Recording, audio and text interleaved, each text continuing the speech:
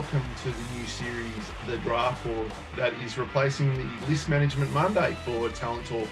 In this series, Greg and I will be looking at the likely AFL prospects on each AFL club's draft board.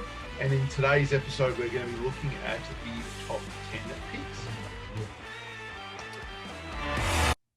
Okay, as we look at the indicative draft order in 2020 currently.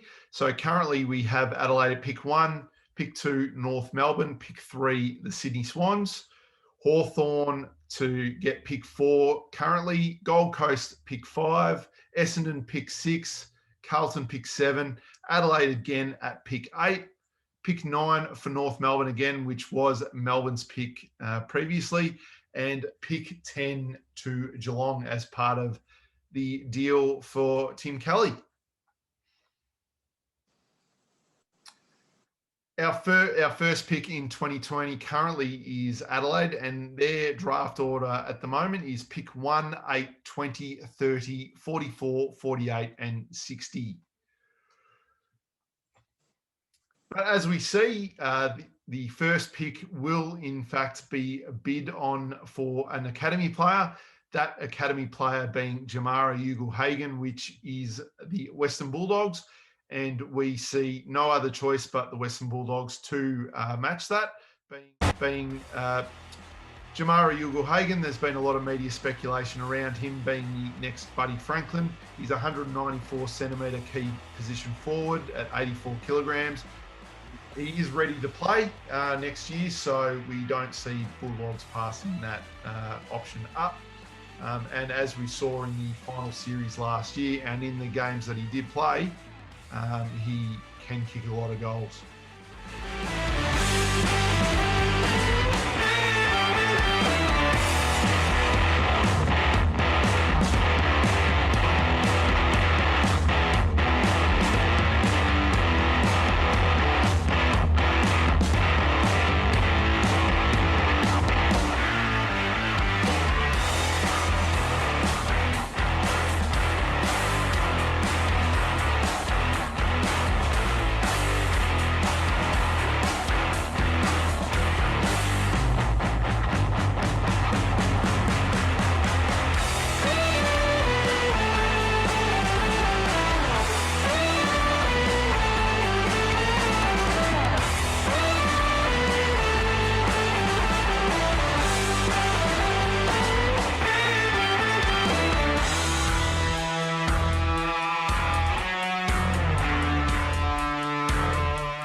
So just to explain the pick 1 academy bid example with Jamara.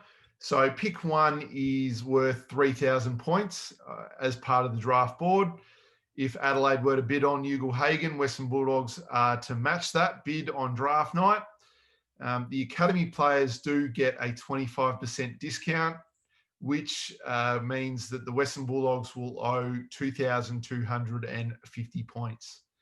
The Western Bulldogs draft order in 2020 at the moment is pick 13, pick 36, and pick 49, which is an equal point system of 2,001 points, which equals pick 5 effectively. So that means the Western Bulldogs will owe 249 points at draft time, and there is a minimum of drafting 2 players. So they are going to have to find another pick or have to trade out their next year's pick to match that bid. So pick 2 Adelaide, I'll pass it over to Greg. Yeah, so pick 2 for Adelaide. Their options are Elijah Holland from the Murray Bushrangers, Rolly Philthorpe from West Adelaide, and Logan McDonald from Perth. We believe they're probably going to go with Elijah Hollands at this pick, as he's probably the next most talented player. But if they need a key position player to, say, fill the role of Taylor Walker, who's getting on in age, they'd probably go for Logan McDonald. Yep, so Elijah Hollands has been rated as and projected as pick 2 for the entire 2020 season. That being said, that he did do his ACL early in the preseason, but Besides that, that won't deter clubs from picking him up, being that none of the players in Victoria have been eligible to play due to COVID. Elijah's got a lot of X factor up forward. He plays a lot on instinct. Has kicked a lot of goals for both Murray Bushrangers, Vic Country. Is an All-Australian selection as well, and has been really developing his inside midfield game as well to move into there.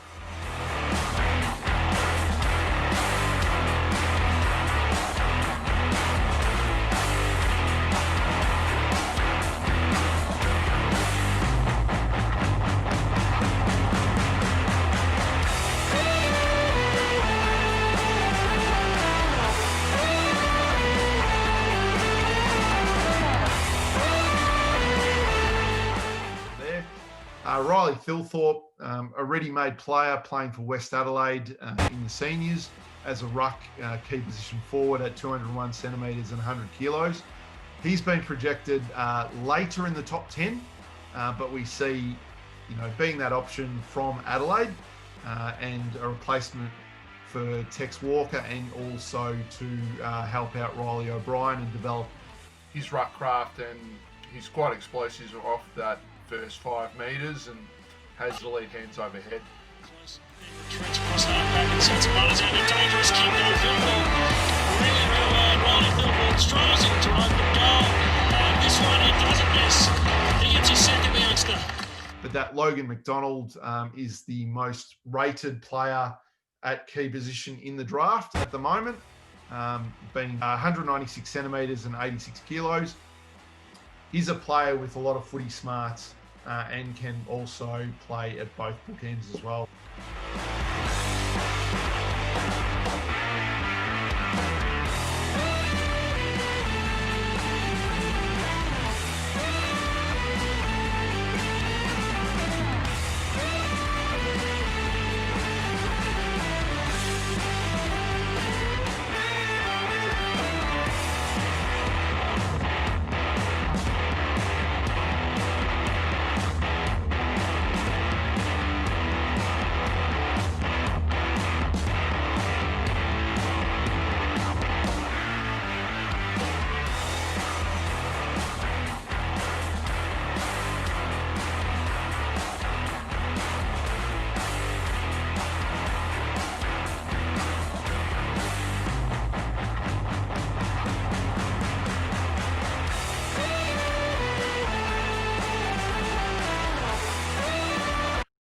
We do believe Elijah Hollands is the next best available pick. So we see him going at that. Pick 3, effectively. So North Melbourne hold pick 2, which will be pick 3 due to the Jamara bid. They've got pick 2, 9, 25, 57 and 65 in this year's draft.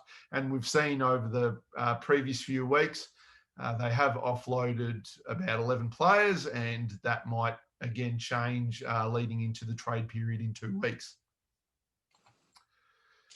At pick 3, it's very similar to Adelaide's selections, but we see them leaning more towards Logan McDonald or Riley Thilthorpe, being that they have offloaded a lot of their key position players, including Ben Brown, who's on the trade table as well, and Majak Dor, who effectively got delisted, as well as a couple of their defenders. So we see Riley Thilthorpe or Logan McDonald as their number 1 priorities on their draft board. Logan McDonald more so because he's the most rated. What do you think, Greg? Yeah, I definitely see them going for a key position player here, and you'd have to have Logan McDonald as a lock. Goldstein, yes, he's getting on in age, but I think that they'll be able to find another ruckman somewhere else. But those key position forwards and key position backs are really, really hard to get. And with Ben Brown already going, they've got someone here that can come in and hopefully play a role early on next year.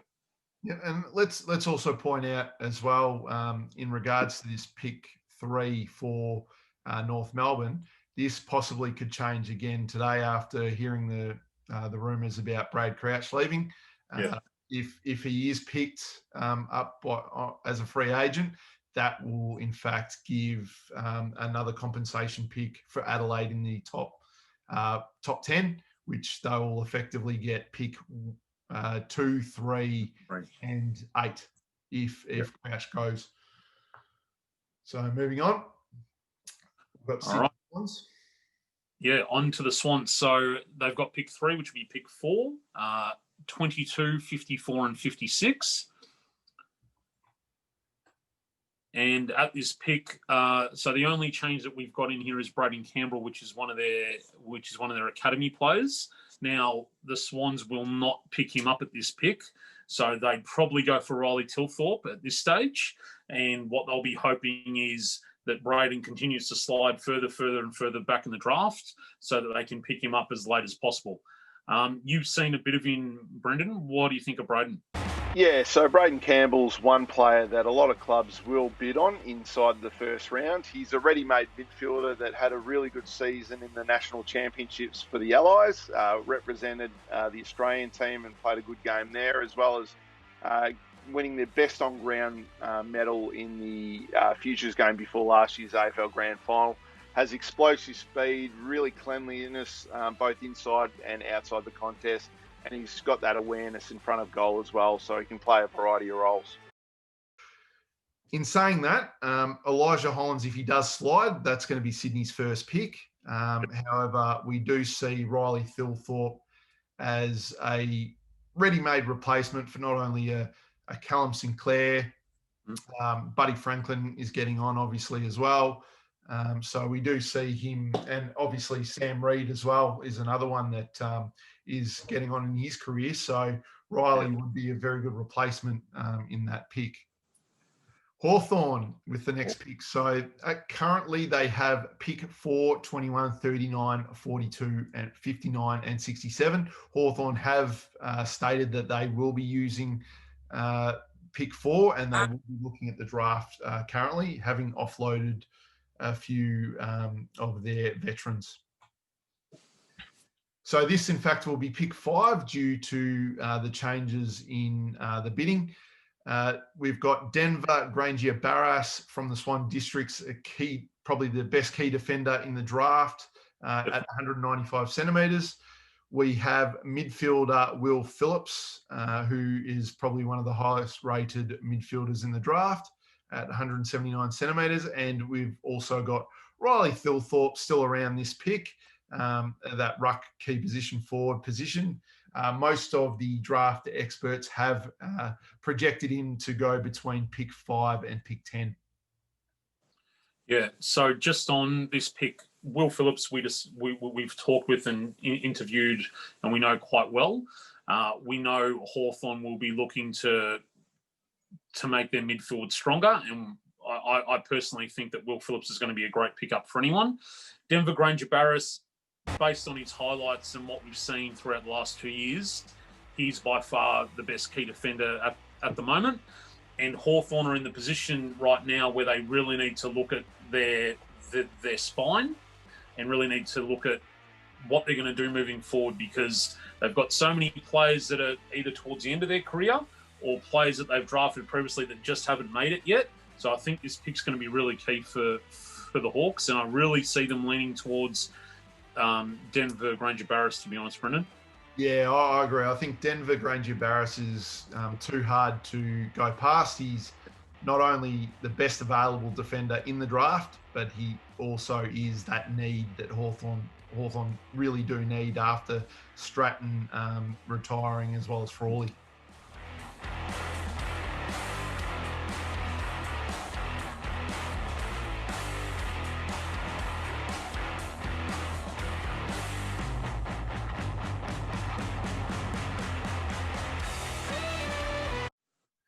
And on to the Gold Coast. So currently they have pick 5, which indeed will be pick 6. They have pick 24, 35, and 72. So we also have, there may be rumours that Gold Coast will be blocked out of this year's second round, but we're not too sure if that will be the case as of yet. But at this pick, we have Tanner Bruin. Current draft rankings do have Tanner projected around this pick through around pick 12, 13. We see Gold Coast looking at Tanner very closely due to his class and poise inside and outside the contest, and it's one of those aspects that Gold Coast have been looking at over the past few years with their draft strategy.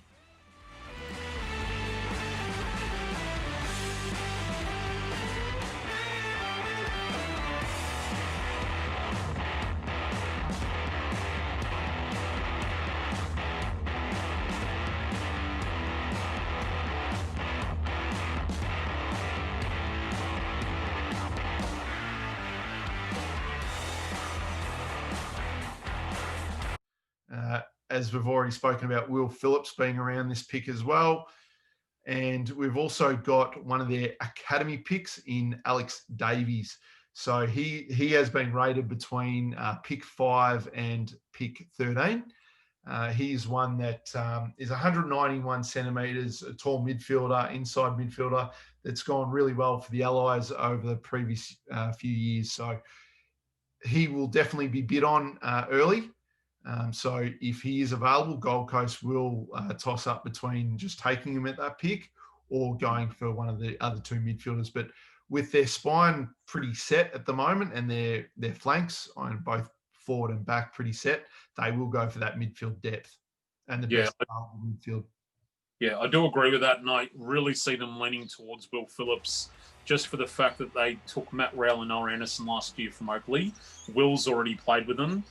They already know their own systems. They both get on, all three of them get on really well, and they both have the same mentality of wanting to be as good as they can be. So I can really see them taking Will Phillips and reuniting that Oakley Chargers premiership midfield from last year. And, it's exciting times for the Gold Coast, especially if they can get Will Phillips at that pick 6.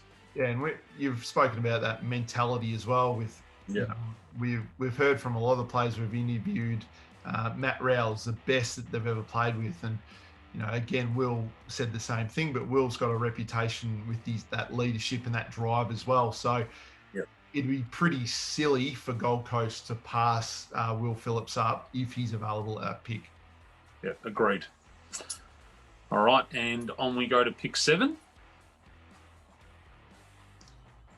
Okay.